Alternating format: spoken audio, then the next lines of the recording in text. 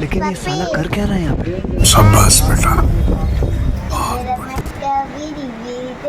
अरे कहना क्या चाहते हो?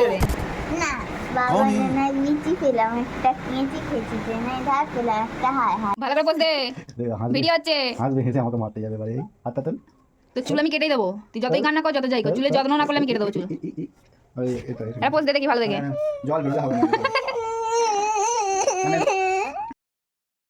আজ হচ্ছে কালী পুজোর আগের দিন। সন্ধেবেলায় বড়মশাই কাজ থেকে আসার পরে বেরিয়ে পড়েছি কিছু কিছু কেনাকাটা করার জন্য, কারণ 2 দিন বাদেই তো আছে ভাইফোঁটা। আর বাইরে তো লাইটিং দেখে আর তর্স হয়েছে না, মনে হচ্ছে যেন আজকেই সব ঠাকুরগুলো দেখে নিই। তো যাই হোক, আজকে ঠাকুর দেখলে তো হবে না বলো, তাহলে তো কালী পুজো ভাইবসটা পাওয়া যায় না।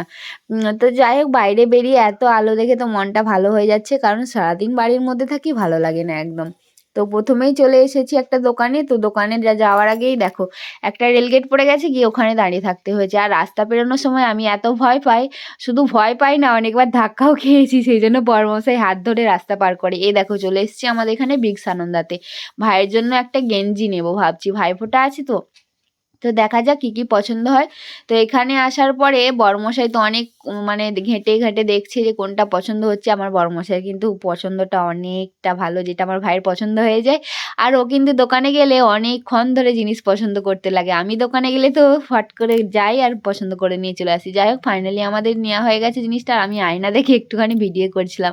আর এইদিকে একটু পেমেন্টের জন্য প্রসেস চলছিল, ফোনপেটা একটুখানি স্লো চলছে, ওই জন্য পেমেন্ট হচ্ছে না, দাঁড়িয়েছিলাম। আর মেয়ে তো যতক্ষণ কাছে থাকবে ওকে তো জ্বালাতন করেই যাবে। যাই হোক, আমি কিছু শাড়ি দেখতে পেয়ে গেছি। শাড়িটা দেখার পরে ভাবছিলাম শাড়িগুলো আমি সবগুলোই কিনে নিই, কিন্তু এমনটা তো হতে পারে না বলো। শাড়ি তো আমি পরিই না, বেশিরভাগ নাইটি চুড়িদার পরেই কেটে যায়।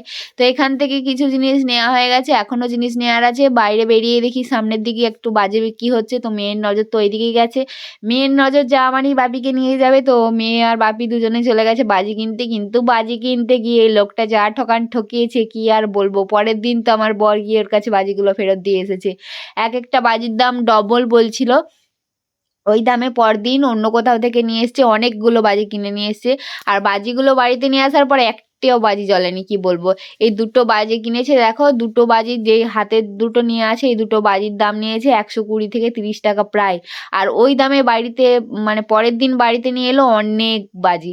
তো তারপরে চলে এসেছি ব্লাউজ সেন্টার। এটা শুধু ব্লাউজ সেন্টার না, এখানে নাইটি কুর্তি সব কিছুই পাওয়া যায়, পেটিকোট মেয়েদের সমস্ত কিছু জিনিসই পাওয়া যায়। তো এখানে এসে ব্লাউজ চুজ করছিলাম। সাধারণত আমি ব্লাউজ খুব কমই কিনি, অনেক বছর আগে কিছু ব্লাউজ তৈরি করে রেখেছিলাম, ওইগুলোই পরা হচ্ছিল। আর তারপরে তো আমি বেশি চুড়িদার কুর্তি এসবগুলোই পরি, সেই জন্য আমার ব্লাউজ কেনা হয়নি।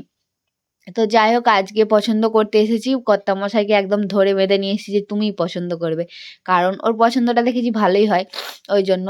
তো তারপরে আমার পছন্দ মতো হচ্ছিল না, এমনিতেই আমি রোগা, তারপরে আবার ব্লাউজের সাইজগুলো অনেক বড় বড় ছিল, যেখানে কিনা আমার মধ্যে 2টো মানুষ ঢুকে যাবে।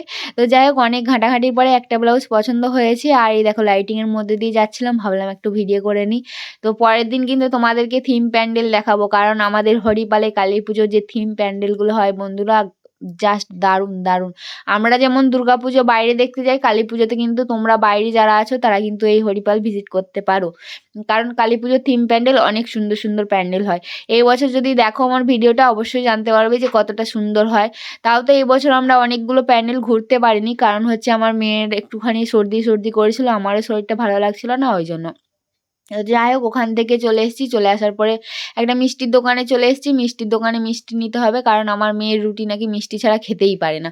আমরা তো তরকারি দিয়ে রুটি খাই, ও মিষ্টি ছাড়া রুটি খাবেই না, এই বদ অভ্যাসটা আছে। যাই হোক, মিষ্টি টিষ্টি কিনে নেওয়ার পরে বাড়িতে এসে মেয়ের আহ্লাদ দেখো, বাপি আর মেয়ের আহ্লাদ। ও বাইকে শুয়ে পড়েছে, ওকে নাকি কোলে করে বাপিকে নামাতে হবে। তো এইগুলো মানা যায় বলো, মানা যায় বন্ধুরা? এত অত্যাচার ওর বাপির ওপরে। তো দেখো, এই হচ্ছে কাণ্ড কারখানা মেয়ের। আর তখন ভিডিও শুরুতে দেখলে মেয়ে কান্না করছিল, তখন ও চুলের নিয়ে কান্না করছিল, মানে চুল কেটে দেবো বলেছি বলে কান্না করছিল। চুলের তো যত্ন করেই না, কি আর বলবো। আর তারপর চুলটা আঁচড়াবে, একদম তুলে আঁচড়াবে, যেটা কপালখানা একদম গড়ের মাঠ হয়ে যাচ্ছে। আমার তো হয়েইছে, তারপর ওরও হয়ে যাচ্ছে এই বয়সে। তো দেখো, সমস্ত কিছু কেনাকাটা করে নিয়ে চলে এসেছি। অনেক টাকা আজকে বয়ারের খরচা করে দিয়েছি, আর কিচ্ছু বলা যাবে না, এখন শুধু মিষ্টি মিষ্টি করে কথা বলতে হবে, যাতে এই খরচের কথা ভুলে যায়। যেটা আমাকে বলছি কোনটা যেটা আমাকে 1 2 3 পেলাম একটা বিড়ি, বিড়িতে নাই আরাম পেলাম একটা জোরে জোরে না বাগানে নাই লিচি পেলাম একটা, কেঁচি খেঁচিতে নাই ধার পেলাম একটা, হাড়ে নাই ধাগা পেলাম একটা, তারপর জানি না। কি পেলাম একটা? না তারপর জানি না।